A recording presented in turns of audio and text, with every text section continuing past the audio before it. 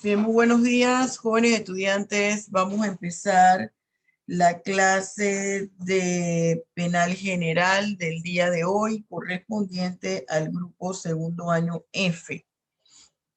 Yo quiero primero presentarles, hoy tenemos una hora, quiero primero presentarles el diccionario y el código de estudio. ¿Se acuerda que les dije? Vamos a verlo dónde está ubicado porque todo lo vamos a hacer con nuestro código. Voy a compartirles pantalla.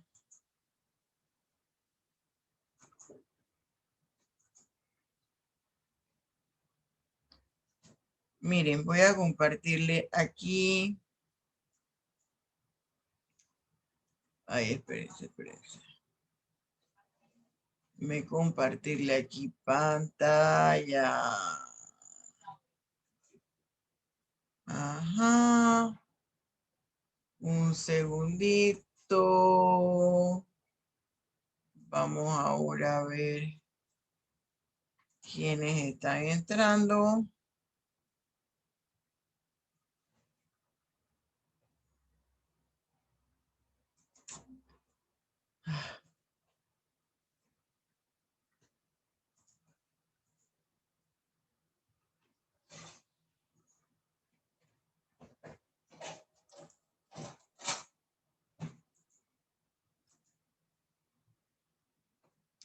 Acá.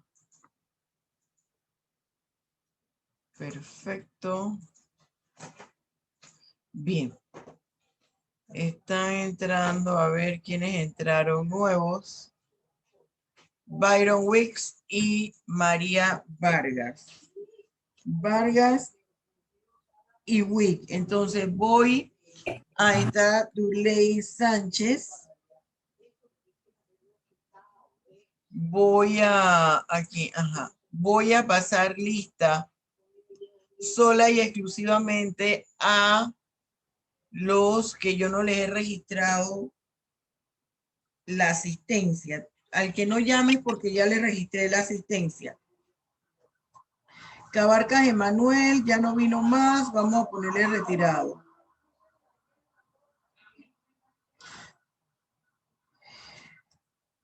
Seidy Cumbrera, no está. Guerrero Keren, tampoco. Alex Núñez, Diantro Núñez, Alex también. Guevara Jorge, ¿qué le pasó a Guevara? No está. Lambert Maibet, tampoco. Esta chica no vino más, retirada. Profesora, dice Nazaret que está esperando en la sala. Nazaret. Dice la señorita Pineda.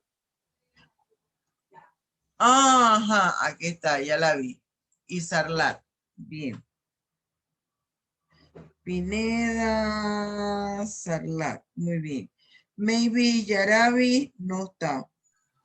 Quintero Yesibel tampoco. Sanjur Kimberly, ya está entrando Sanjur. Y Tobar María, esta niña nunca ha venido, ya no la voy a llamar más. Retirada.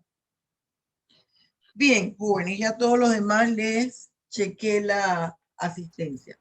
Bien. Profe, disculpe, acabo de entrar, hola, es Núñez. Ya tengo todo listo. Bien. Gracias. La mía también, profe, Bielka Sarlat. Sí. Bien, jóvenes. Vamos entonces a ver, ustedes están viendo las dos pantallas, ¿verdad? Bien.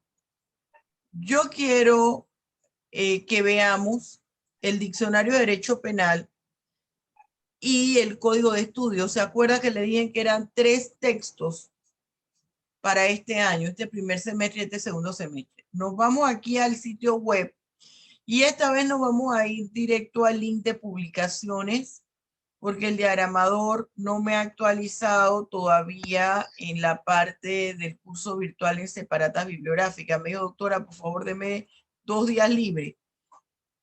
Entonces, usted se va a ir aquí en la página de inicio, la barra de arriba, sígame, por favor, con el cursor. esta barra de arriba y hace clic en publicaciones. En publicaciones usted va a ver estos 3 libros, uno chocolate con gris puro y otros que son chocolates con gris claro. Los está viendo uno al lado del otro en la primera línea. El primero es Derecho Penal Panameño, parte general, el libro de texto que ya usted conoce. El segundo es Estudio del Código Penal. Y el tercero es Diccionario de Derecho Penal. Vamos a hacer clic al Diccionario de Derecho Penal.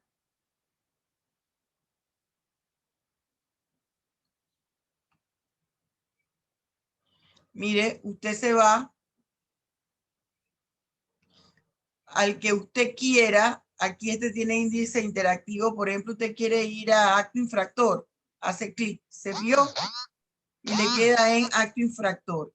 Y se va acá a la parte de abajo.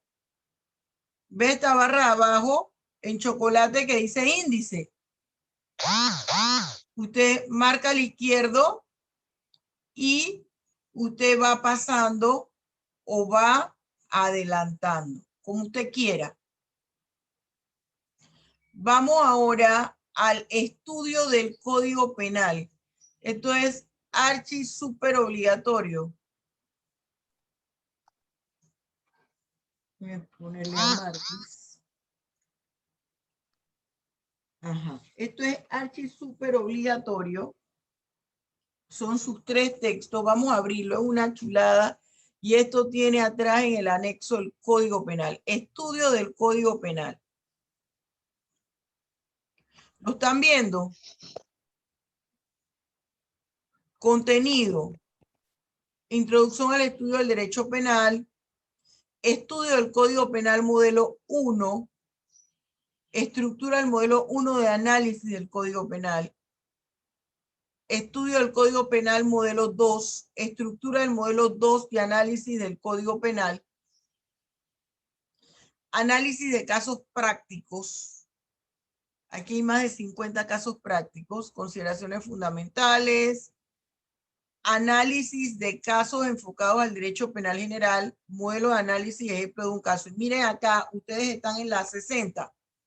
Análisis de casos prácticos enfocados al derecho penal general. ¿Se fijaron? Práctica forense, círculo de estudio para el estudio del derecho penal, círculo de lectura. Y viene el Código Penal, está actualizado. Usted me va a ver aquí hasta este año, está actualizado. Y de aquí quiero que me trabajen con este código todo. Lo hice especial para ustedes. Déjenme cerrar aquí, por favor.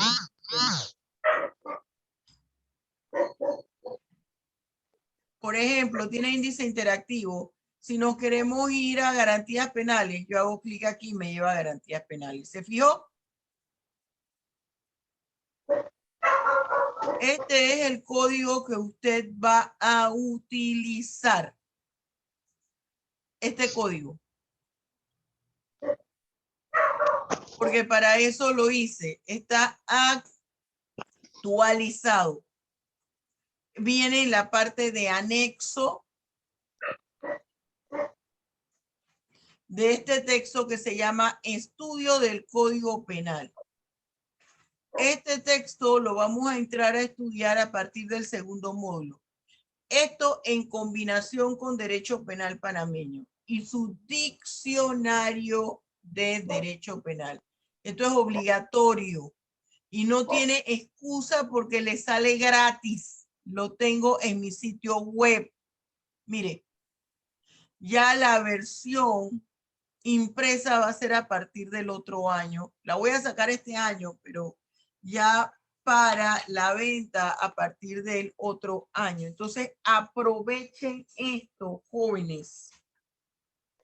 Esto no lo va a encontrar usted en ninguna parte. Estudio del Código Penal. Un código de estudio no lo va a encontrar, no hay en Panamá con la metodología mía. El Ministerio Público sacó uno, pero tiene tantas cosas allí que el estudiante se pierde porque no no tiene una metodología de estudio. Entonces, este estudio del Código Penal inclusive es un primer modelo en América Latina y ya lo están utilizando en la Universidad de Argentina y en Brasil. Aprovechen, muchachos, aprovechen. Bien, vamos entonces a nuestro curso virtual. Acuérdense que está aquí en publicaciones, porque en separata bibliográfica dentro del curso virtual no me lo ha actualizado mi diagramador. Me dijo, doctora, deme descanso. Así que es probable que acá dentro del curso virtual esté en otra fecha, pero ya se los tengo aquí en publicaciones. Necesito que lo vaya viendo. Nos vamos aquí en nuestro material didáctico. Vámonos a nuestro módulo 1.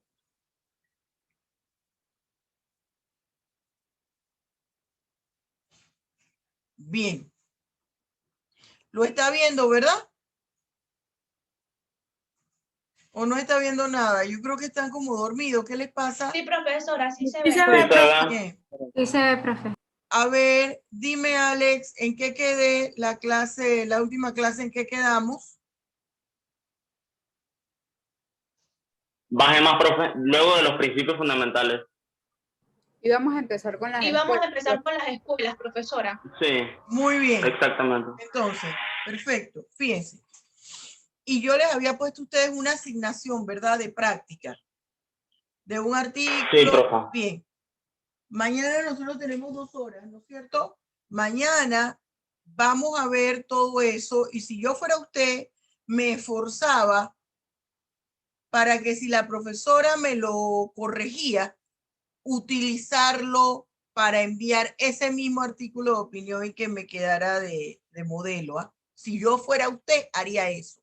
Entonces, mañana, aunque usted lo haya hecho a mano, no importa, usted me lo va a presentar aquí en pantalla. Es decir, yo vengo y le llamo a Alessandra, me lo presenta en pantalla para yo verlo y así mismo corregírselo. Eso no lo tiene que enviar todavía al blog, porque esa es práctica, ¿ok?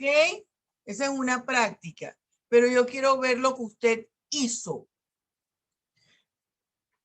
Practique hoy y cuéntese 3 minutos como máximo para explicar eso. Porque ustedes son 20, son 22 y yo tengo que tener un tiempo para poder corregirlo y estoy calculando 5 minutos por persona. 3 ustedes hablan y 2 darme a mí para hacer uno para hacer correcciones y otro para que usted me pregunte. ¿Me escuchó? Una pregunta. Profesora, Dime, Bielka. para los 3 minutos son para hablar lo de las escuelas que seleccionamos. Exacto. Entonces, de su artículo, y me presenta el artículo como lo redactó en 13 en 300 palabras. ¿Me escuchó?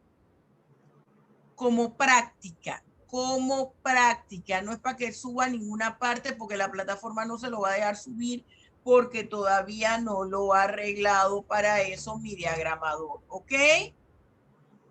Bien. Profe, es que yo tenía una pregunta porque usted la clase pasada, la tarea que había dicho era sobre que buscáramos el artículo de androcidio y feminicidio Claro. de explicación. Entonces, eso es lo mismo que tenemos que hacer mañana o mañana. Ese mismo artículo, en ese mismo artículo, usted se va a fijar, ese mismo artículo de opinión, usted se va a fijar qué artículos del código yo uso allí.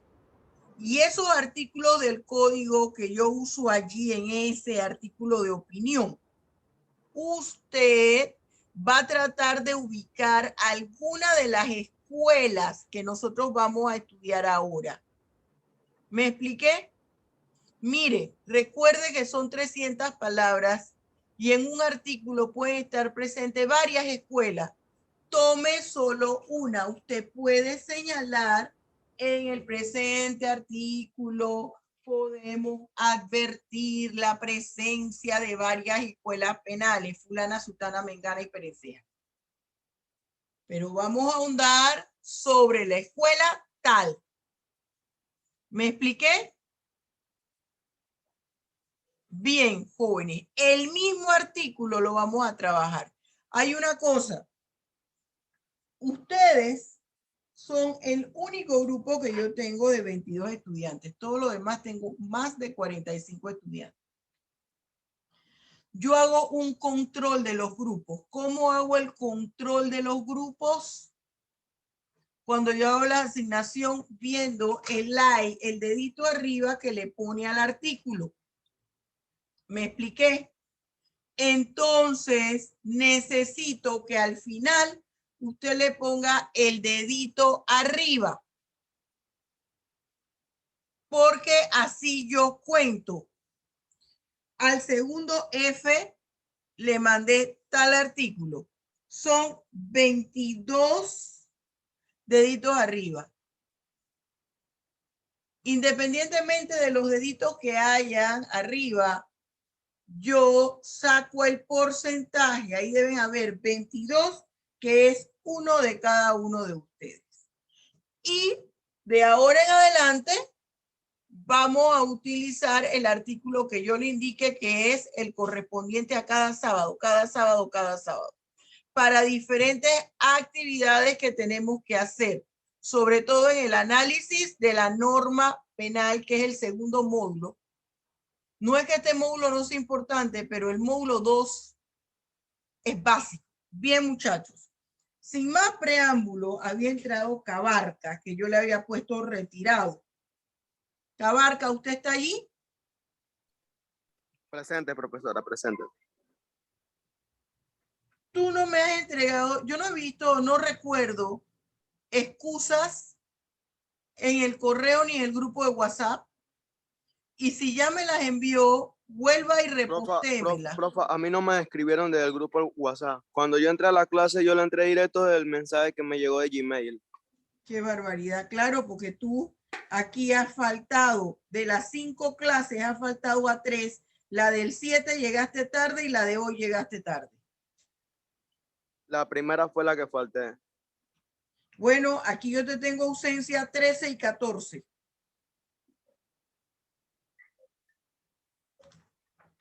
Voy a revisar. Porque si tú hubieses nada más faltado a la primera, estuvieras en el grupo de WhatsApp.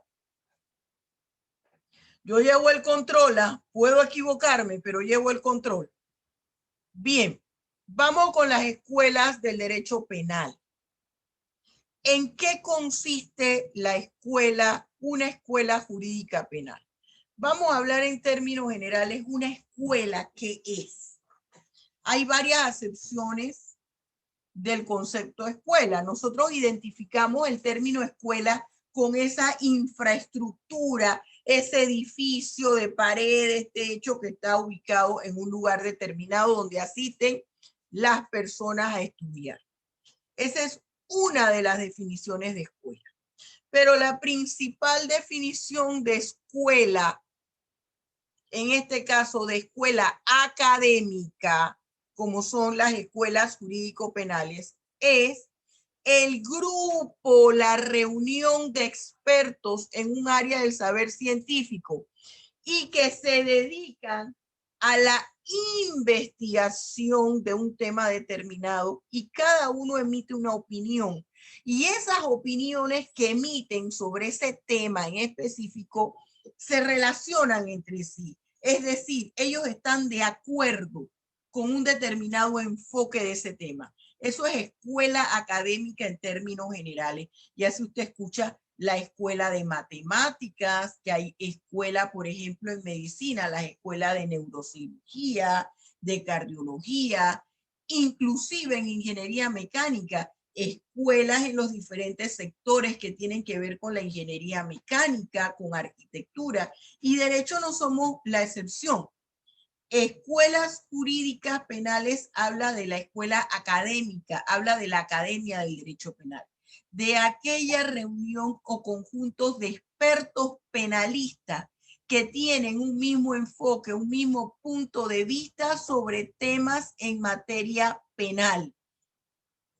Y nos dicen una escuela académica ¿Por qué? Porque tenemos opiniones parecidas, con enfoques parecidos sobre los temas de derecho. En este caso, sobre los temas de derecho penal. Esa es una escuela jurídica penal. ¿Cuáles son las escuelas jurídicas que existen en el derecho penal? Nosotros encontramos múltiples escuelas, pero hay tres grandes ramas. La escuela clásica, la escuela positiva y la escuela ecléctica. En la escuela ecléctica, se reúnen más de 100 escuelas de derecho penal. Entonces, hablemos siempre de tres grandes ramas. Y dentro de cada rama hay subclasificaciones. Y todas las que abarcan desde la segunda mitad del siglo XX hasta la fecha se encuentran dentro de la corriente o escuela ecléctica. ¿Qué me dice la escuela clásica? La escuela clásica señala lo fundamental o lo principal en materia de derecho penal al momento en que vamos a establecer la responsabilidad penal es entender que existe una figura delictiva. No importa cómo pasó ni por qué pasó.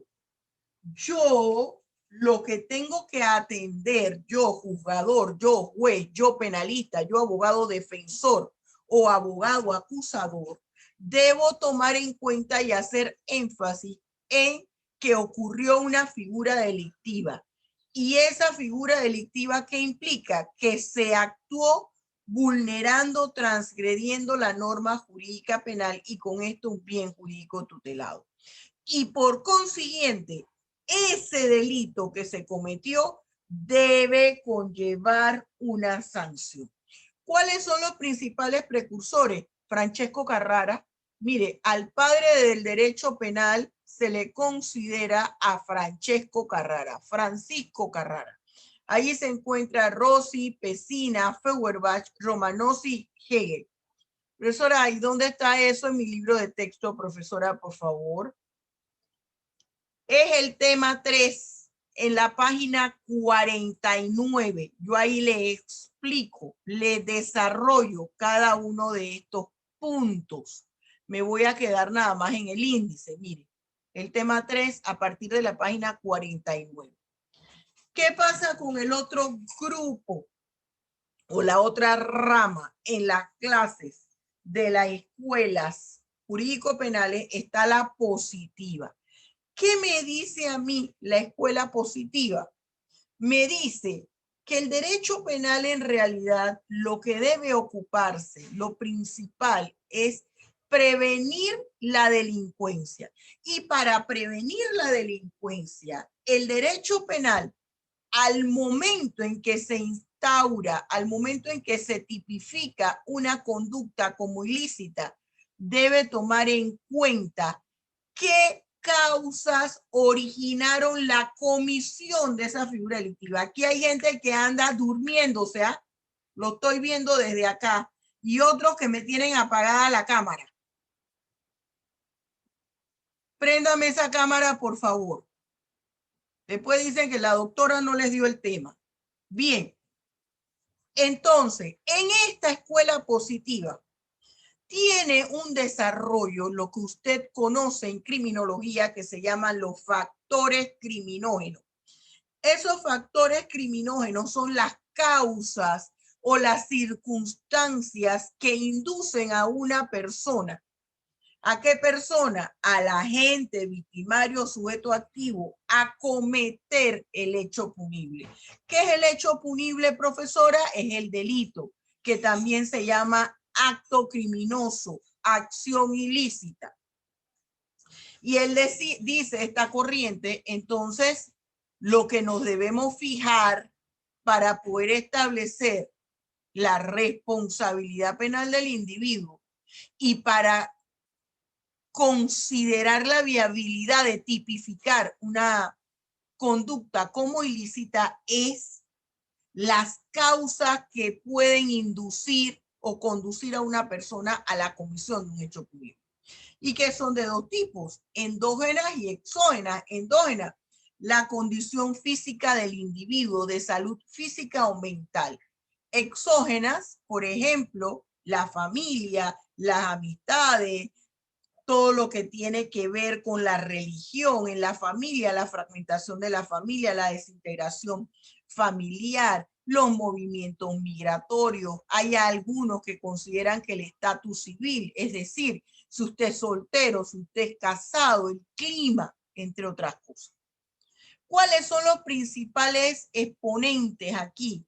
Está Enrico Ferri, César Lombroso, Garófalo César Lombroso, que usted estudia en criminología y que habla de cómo a través de la fisonomía de la persona yo puedo determinar si tiene tendencia a la delincuencia o no, si es un delincuente o no. Yo pienso que yo en lo personal con César Lombroso no estoy de acuerdo y eso está olfacho.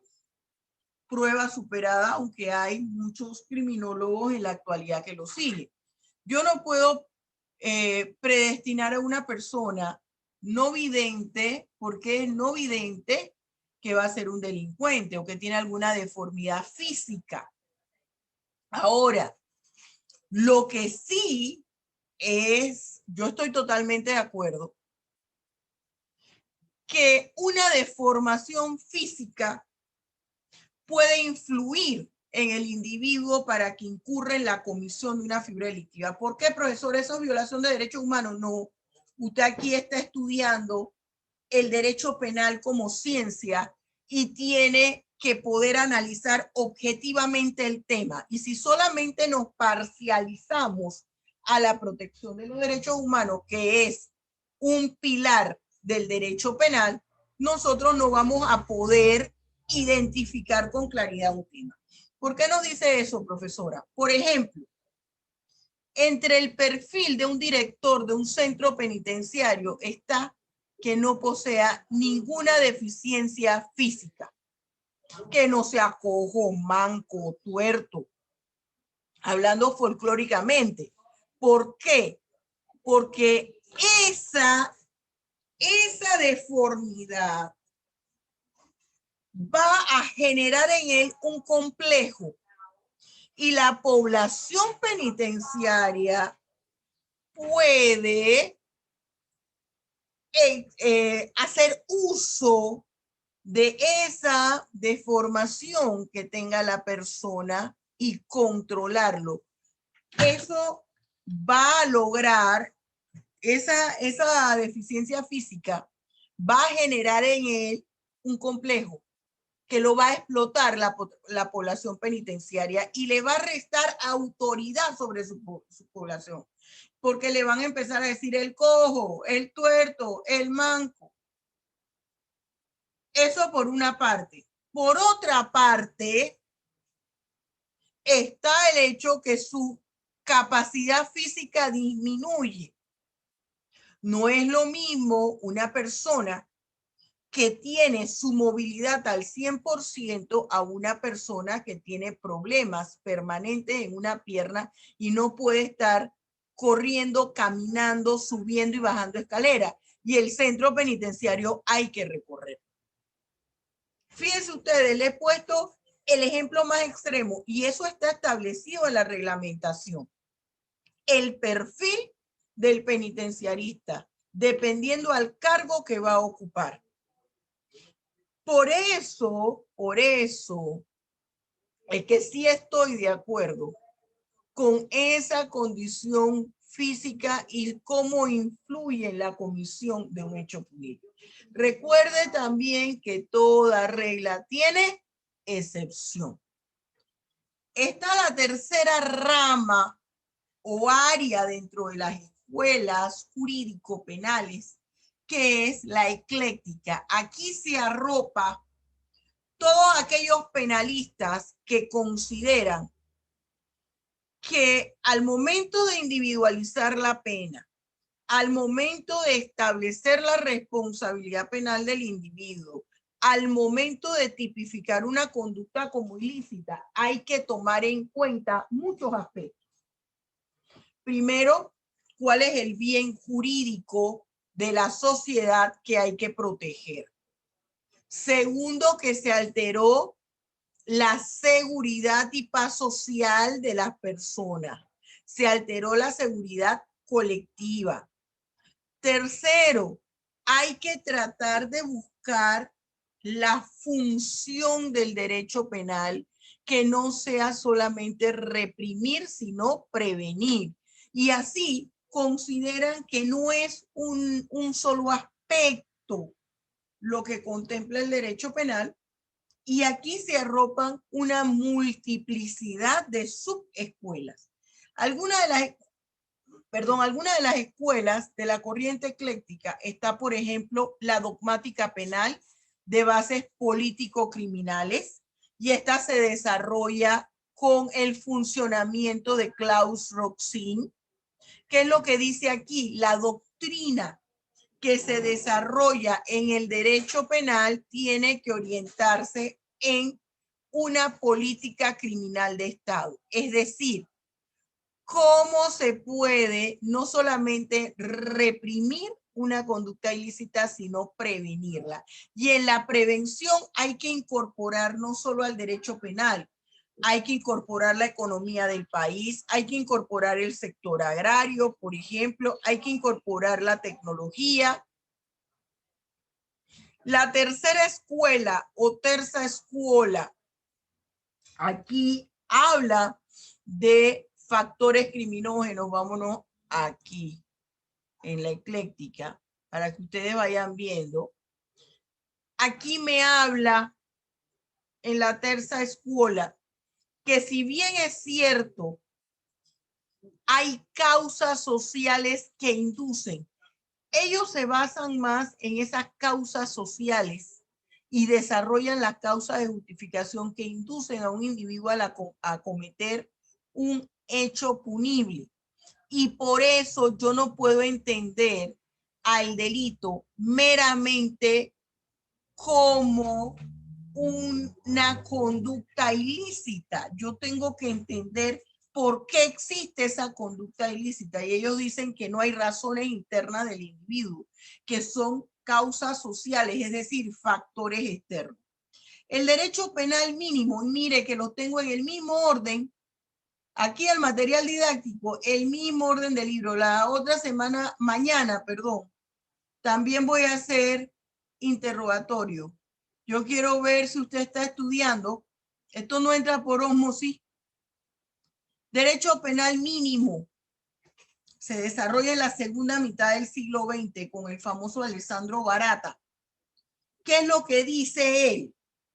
Bueno, es que cada vez que existe un conflicto penal entre los particulares, no necesariamente tiene que ser resuelto por el derecho penal.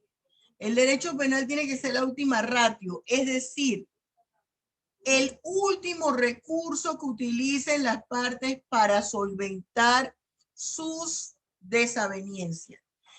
Y producto de esta corriente ecléctica del derecho penal mínimo, es que nosotros tenemos que en materia procesal penal se ha desarrollado una nueva fórmula que es la solución, situaciones alternas de solución de conflicto.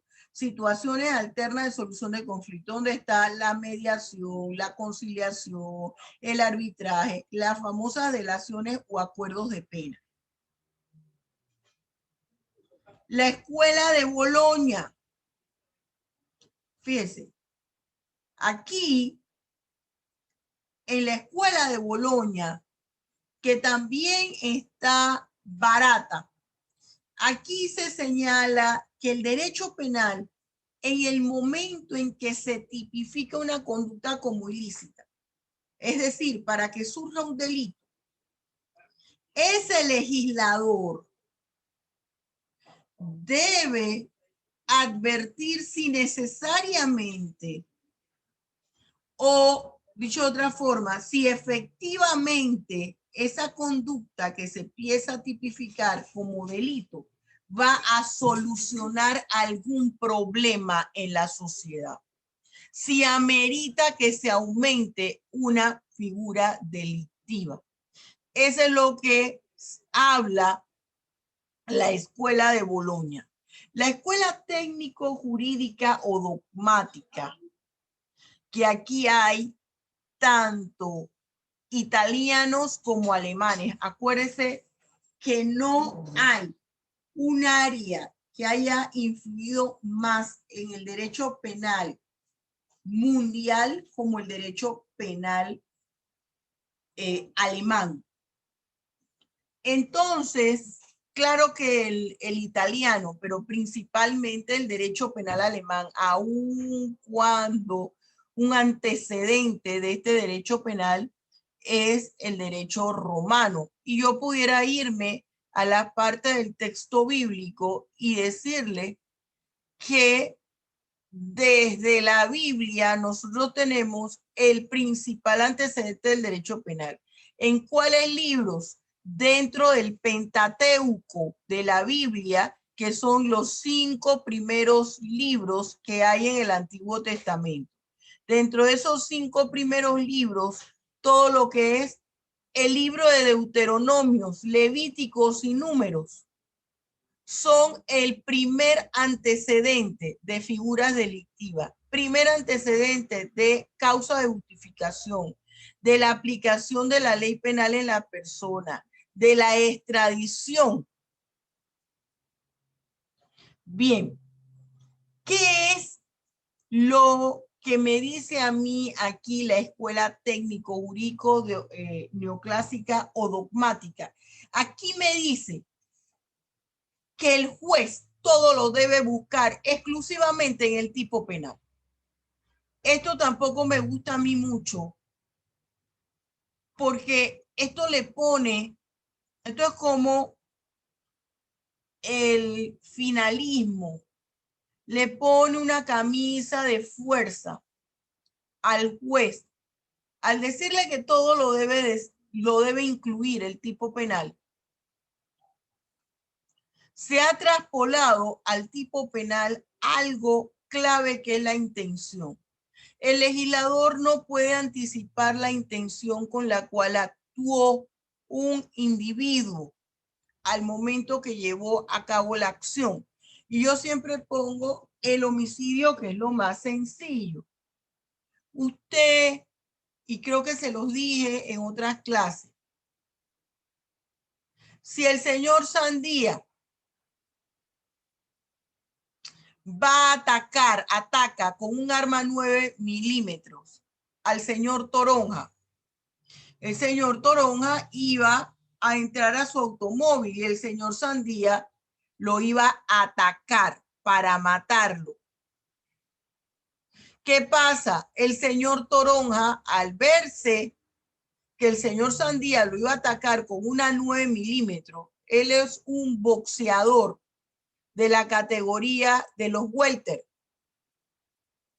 Se ha ganado 5 coronas mundiales. De 25 peleas, todas han sido por nocaut. ¿Qué pasa con ese señor Toronja? Logra inhabilitar al señor Sandía, le da varios golpes, lo tira al piso y el señor, el delincuente, el señor Sandía, cuando cae en el piso, ya iba totalmente inconsciente por un puñetazo del señor Toronja. Y lo remata, que resbala, cae en el piso y fallece. Homicidio, hay un muerto. Segundo caso. Ustedes me han escuchado aquí hablar del famoso señor Poroto Gordo. El señor Poroto Gordo asalta a mano armada, o no, para que no se les confunda con el primer ejemplo. El señor Poroto Gordo es contratado en modalidad de sicario para que mate al señor Z. Y mata al señor Z. En los dos casos hay homicidio. Pero ¿qué sucede en el primer caso? Hay causas o razones que van a eximir de responsabilidad penal al señor Toronja. El señor Toronja mató en defensa propia. En el segundo caso, el señor Poroto Gordo mató porque ese es el oficio al que él se dedica. Ese es su trabajo. Él es contratado para matar personas. En ese segundo caso, hay figura delictiva, hay un agravante, hay una intención. No puede haber un dolo directo porque él en realidad fue contratado para llevar a cabo el hecho punible. Hay un dolo eventual. Él sabía lo que podía ocurrir con su actuar, lo que eso le podía a él generar. Sin embargo, llevó a cabo la acción. ¿Me estoy explicando? Entonces yo, tipo penal, no puedo con una bola mágica decir este tipo de figuras delictivas solamente pueden ser con dolo. Y esta admite la culpa, como es lo que pasa en la actualidad, aun cuando nuestro Código Penal tiene un enfoque mixto.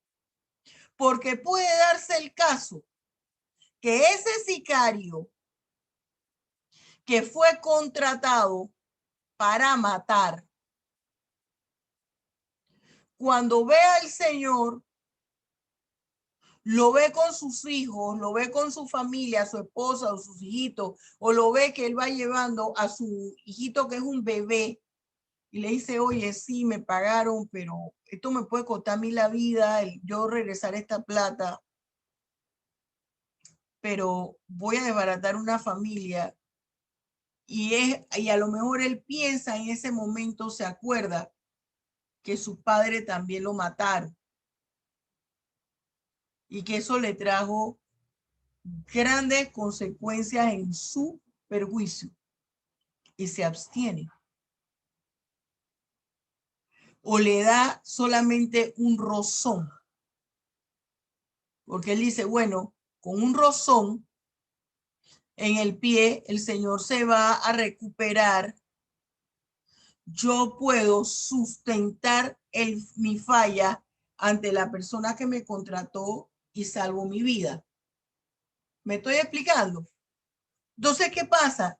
La forma como se llevaron los actos idóneos es en realidad lo que me va a determinar a mí, me va a decir el nivel de intención con la cual actuó el sujeto.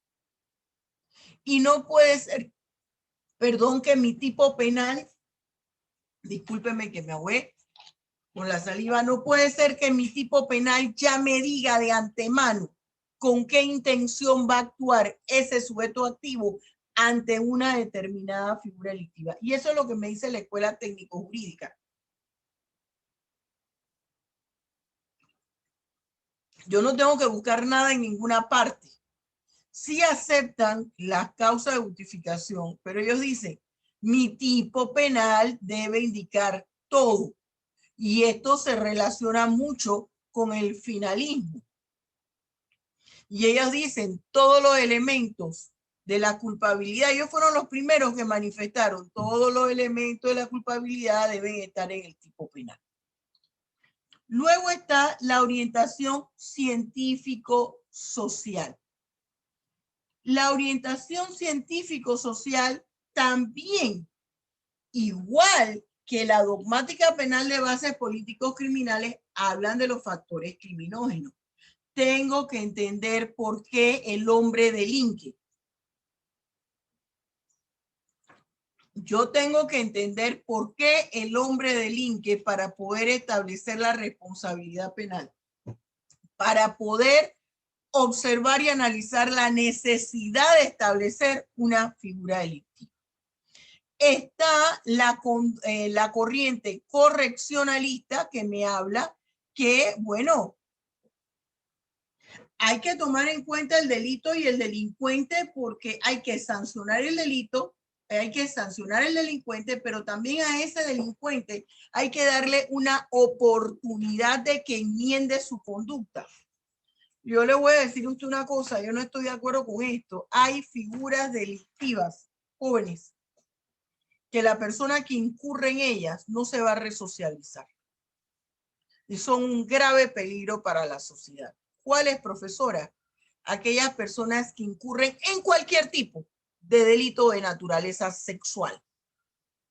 Y sobre todo cuando la víctima es un menor de edad.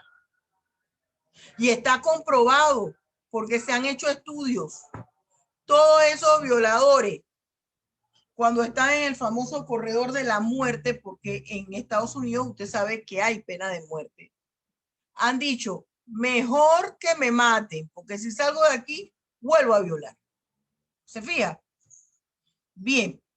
Derecho penal garantizador. Aquí, ¿qué es lo que me dice este derecho penal garantizador? Solo a través de la existencia del derecho penal se puede garantizar la convivencia pacífica. El derecho penal simbólico. ¿Qué me dice a mí el derecho penal simbólico? Aquí habla que en realidad en el Código Penal, el derecho penal establece una gran cantidad de figuras delictivas que no debieran estar allí, que son producto de compromisos sociales. Yo en lo personal no estoy de acuerdo con eso.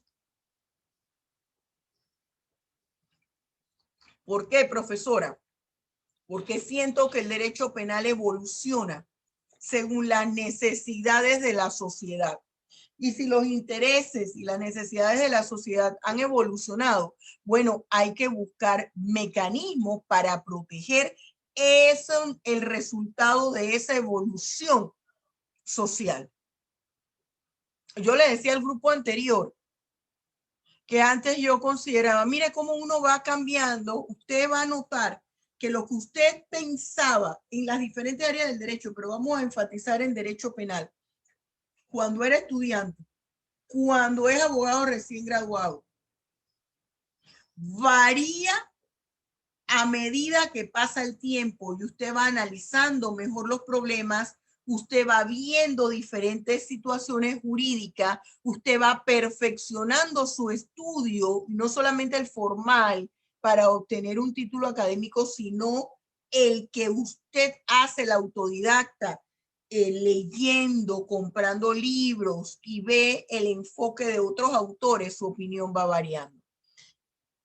Y yo antes decía, pero delito contra el honor, ¿eso por qué está tipificado? No, eso debiera pasarse solamente a la esfera administrativa. No.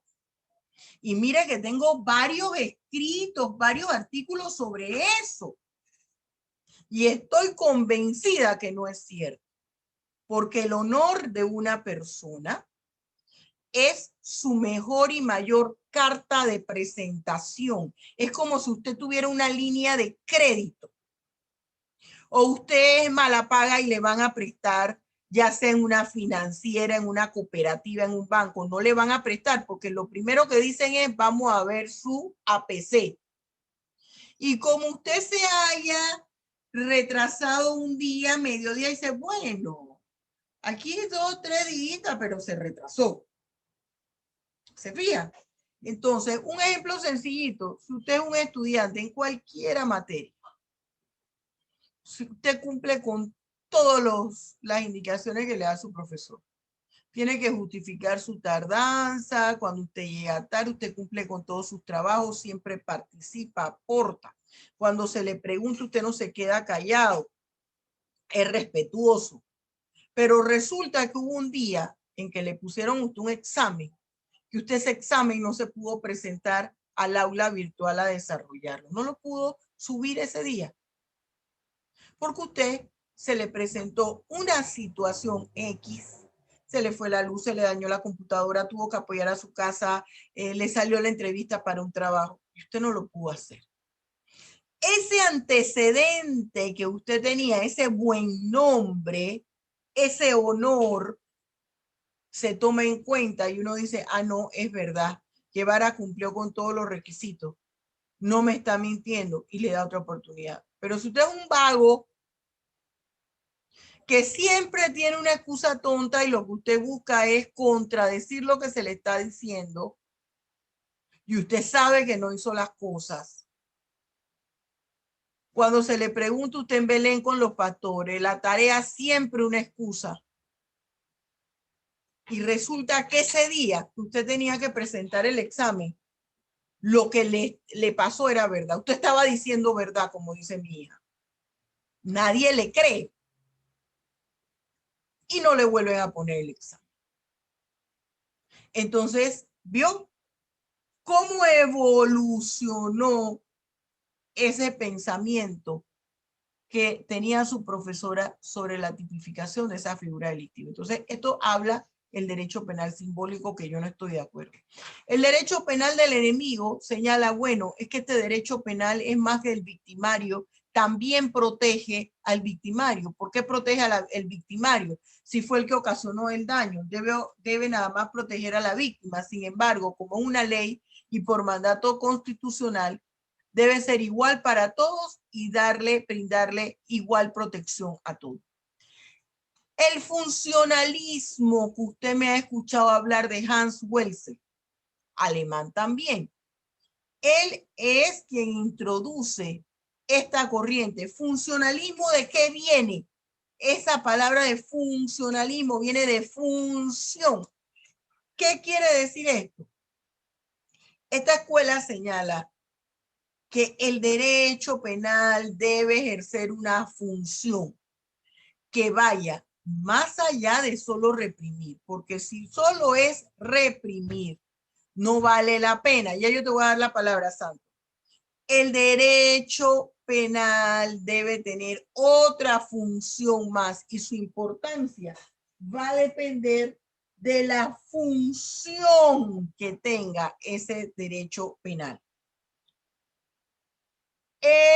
La teoría de la imputación objetiva o jurídica. Esta teoría me señala a mí que va vinculada con el finalismo. Que yo, juez, al momento de individualizar la pena, es decir, de establecer la responsabilidad penal del sujeto activo, yo debo de tomar en cuenta varios aspectos. Primero, que en el momento en que la persona realiza este acto, esté consciente de lo que implica incurrir o realizar ese acto o esa actividad. Dos, que eso le conduzca a él a analizar el riesgo que conlleva su comportamiento. Si yo guío un vehículo a motor, yo tengo que entender que tengo en mi poder un arma en potencia, que yo tengo que respetar las señales de tránsito, que no debo ingerir bebidas alcohólicas cuando yo voy manejando, que tengo que tomar medidas de precaución en el manejo. Por ejemplo, si va lloviendo, yo no puedo ir a alta velocidad porque la carretera está mojada y el carro me puede patinar. Y entonces mi conducta va a ser acorde a ese riesgo y a lo que espera de mí la sociedad. La política criminal o sociológica señala que el Estado debe diseñar un plan de ejecución de trabajo para prevenir y reprimir la delincuencia, no solamente a través de la creación de leyes, debe hacerlo en conjunto con la institución de la familia, con la economía del país, con el sector privado para crear nuevos empleos, con el instituto familiar. Y el derecho penal cuántico o pacífico, que esto surge de la física cuántica, habla que el ser humano incurre en la comisión de una figura delictiva debido a la forma o a la concepción que él se formó en su cabeza sobre un hecho determinado. ¿Cómo afrontó el problema? A lo mejor yo estaba subiendo a mi carro y allí la farola, en la luminaria, estaba casi apagándose. Y yo veía que se acercaba un hombre cabizbajo, caminando rápido, y como la farola, la luz del poste que estaba arriba de mis carros ya estaba a punto de apagarse. Usted sabe que empiezan a parpadear. Me hizo suponer que esa persona venía a atacarme y yo actué y le pegué a la persona, le di un golpe. Y resulta que era otro profesor que estaba viendo que todo el estacionamiento estaba oscuro y la única luminaria hacía iba corriendo para su carro. Allí tenemos, hay un caso hay una situación muy famosa con las causas de justificación que se explica con el derecho penal cuántico pacífico, que es, por ejemplo, la legítima defensa putativa. Esa legítima defensa putativa, ¿qué me indica a mí? Una persona, por ejemplo, que vive con su esposo y está de cumpleaños ella, y el esposo le dice, mira, tengo que hacer este viaje de negocios porque tengo que ir a vender las computadoras a Salvador, por ejemplo, y yo represento esta marca aquí en Panamá, y yo voy a viajar y regreso, le da una fecha, y esa fecha es 2 días después de su cumpleaños, y ella no dice nada, creyendo que el esposo se le ha olvidado. Pero lo que ella no sabe, o viceversa, él no sabe, ya sea el esposo o la esposa, que él sí se acuerda de su cumpleaños y le quiere dar una sorpresa. Mire, esta cosa que yo le he dado, le estoy diciendo, está en la jurisprudencia porque ha ocurrido. Él se regresa un día antes para sorprenderla con el regalo que ella más quería, una joya magnífica y fantástica que se la mandó a hacer.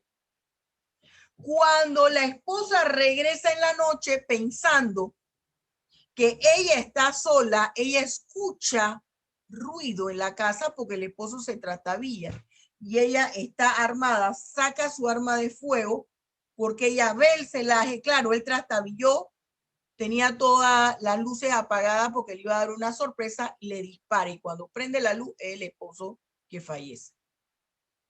Esto me habla el derecho penal cuántico. Hay una situación en la cabeza del individuo, producto de cómo está conformado su cerebro, que le hace tomarse apreciaciones de las cosas que en realidad no son del todo ciertas. Con esto concluimos las escuelas jurídicas penales. Dime, Santo, aquí, antes de ver la pregunta de Santo, aquí entró un joven Riquelme. Hábleme, por favor, Riquelme. Yo no lo tengo anotado usted en la lista. ¿Aló?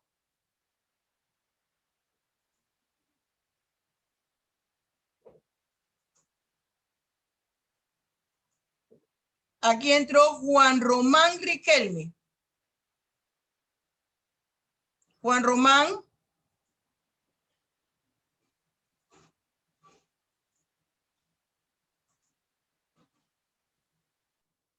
Entonces yo lo saco si usted no me va a hablar. Si no me va a explicar, lo sacamos de la clase porque aquí hay que explicar quién es cada persona. A ver, Santo, la pregunta, dígame. Bueno, principalmente, profesora, sí tenía una pregunta, pero también era para recordarle, sin ánimos de ofenderla, de que su hora de clases había concluido hace 9 minutos atrás.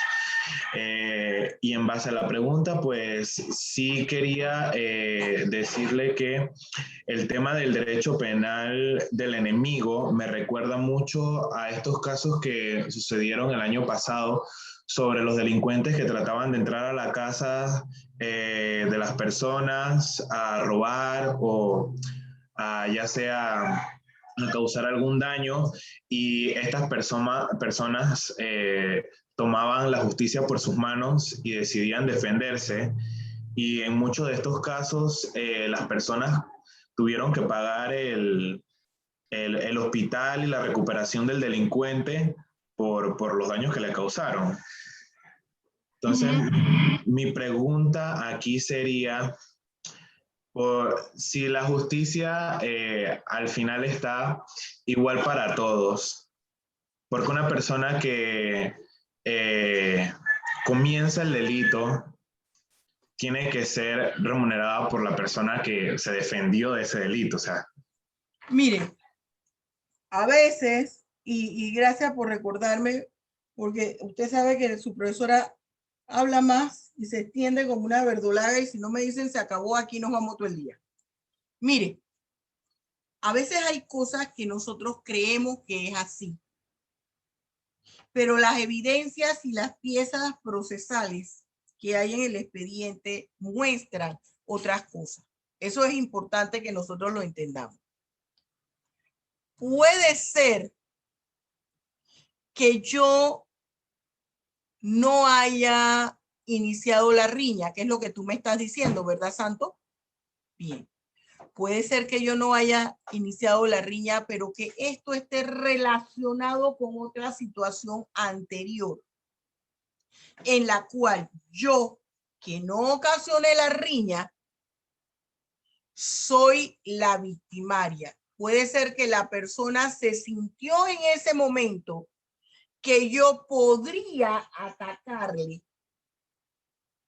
Y parte el primero puede ser, o puede ser que efectivamente él inicia una riña, él vino a provocarme, pero yo al momento de defenderme, el mecanismo que utilicé y la forma que yo utilicé para defenderme fue mayor a la forma con que tú, Santo, llegaste a provocarme.